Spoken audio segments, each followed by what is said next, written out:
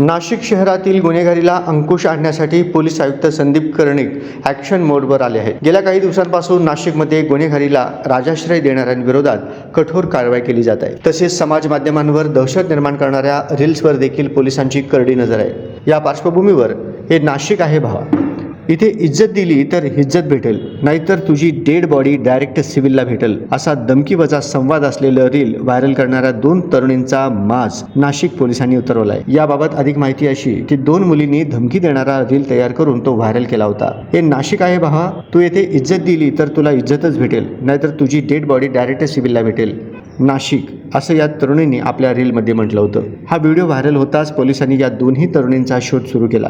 पोलिसांनी या दोन्ही मुलींना ताब्यात घेत त्यांच्यावर कारवाई केली आहे। या तरुणींकडून नाशिक जिल्हा कायद्याचा बालेकिल्ला असे पोलिसांनी बदवून घेतले। सध्या हा व्हिडिओ सोशल मीडियावर चांगलाच व्हायरल झालाय। या घटनेनंतर आता नाशिकच्या पोलिसांनी सुरू केलेल्या कारवाईचं सर्व स्तरातून कौतुक होत असल्याचं दिसून येत आहे।